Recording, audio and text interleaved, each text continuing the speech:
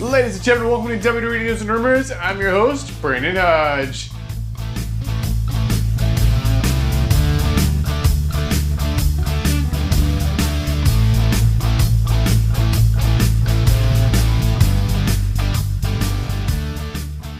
So this video is brought to you guys by SeatGeek. So if you guys are looking for tickets for any event in the entire world, get through SeatGeek. Use my last name, code Hodge at checkout, and you guys will get $20 off of your order. That is good for first-time orders only. So if you've used it before, just make a new account with SeatGeek and you can still use the code and get yourself $20 off of literally $20 of free money. All right, ladies and gentlemen, let's go and jump into this episode with the first and only confirmed news story of the day. We're talking about WWE ticket prices. Oh, what a subject this is. So, this is very near and dear to my heart because I go to a lot of WWE shows, as you guys know. I like going there. I like having good seats.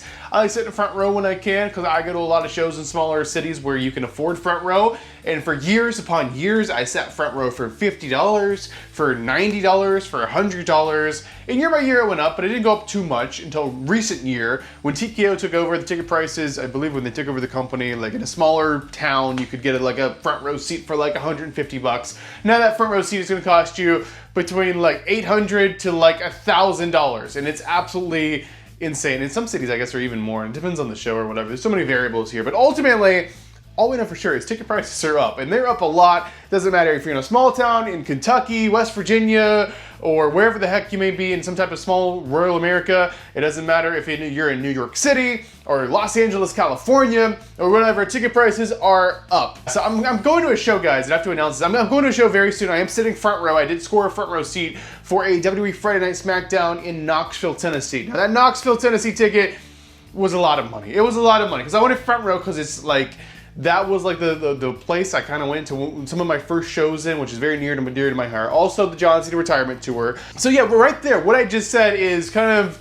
how a lot of fans are feeling right now, I guess. Oh, we got to do it for this. It's called making excuses, and we're all doing it to justify these tickets. If you guys are wondering, I paid like a whopping, and I save up for like months for this to pay this thing off, but it was like a whopping $700 for this front row seat, and that's like going to be normally I like going to a lot of shows, as you guys know. I like going to shows like all the time. I go to many shows.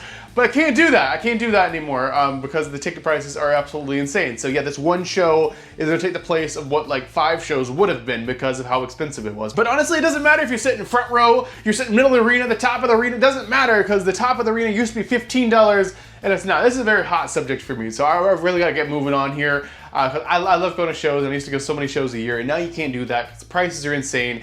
They're making a lot more money. TKO's profiting a lot more money at the cost of the fans. So what does TKO say about this? So this is a confirmed kind of thing from their kind of press meeting or whatever they have, or their stockholder meeting. They're talking about future plans for the company and how they're going to be changing things. Basically, they said recently they tried out this new dynamic pricing thing, as well as skyrocketing the tickets pretty much, and making a lot of the tickets in the arena not standard tickets and making them they call them like platinum seats or like ringsider packages or something, just to make more money. And they said they're not making any changes. They've made these changes and they're very happy with the result. They've been making a lot more money, so don't expect them to stop anytime soon. No, don't expect them to go down. In fact, expect them to go up a bit. So it's absolutely insane. Now, as we know, WrestleMania was next level insane. When SummerSlam tickets went on sale, everyone was a bit surprised because they were a lot cheaper, but WrestleMania is their flagship Super Bowl show, and that's what they're trying to make it like the freaking Super Bowl pricing. All I know is tickets are very expensive, and yeah, it's not changing anytime soon. They said this in the stockholder meeting. It's not changing. They're happy with the results. They're happy making as much money as they can and making the fans really pay up for these tickets. All right, ladies and gentlemen, now it's that time. Go and get those juice boxes out. Get those juice boxes ready, because, ladies and gentlemen, it is now time to talk about some juicy rumors. All right, the first rumor we're going to be talking about today is about none other than Goldberg. Why am I talking about this guy? Okay, so here's why I'm talking about this guy. Is Goldberg is still an active wrestler in WWE. Wait, what? How is that even possible? How is he literally going to be lasting as long as John Cena? John Cena's retiring. That doesn't make any sense. It's because Cena's going to Hollywood. He still has a lot of things he wants to do, and he doesn't want to be in WWE kind of doing multiple things. But anyway, Goldberg has been a talent for a very long time, since the 90s. So yeah, he's been wrestling a lot longer than Cena. But ultimately, Goldberg is also apparently having his retirement match this year. We haven't heard too much about that, and it was originally supposed to be like a few different matches, and I don't know if it's still going to be or just one more match.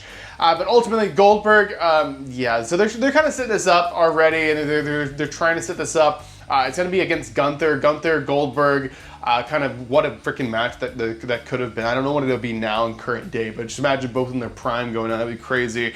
But ultimately, yeah, Goldberg, Gunther is the plan. It's looking like it's maybe like a Saudi Arabia type deal. If you don't know, WWE going back to Saudi Arabia for the, whatever they're calling it, Clash of Champions or whatever in Saudi Arabia. So that's what's happening, and yeah, it looks like they're going to be setting that match up for June, so it's May now. They'll be setting up this match.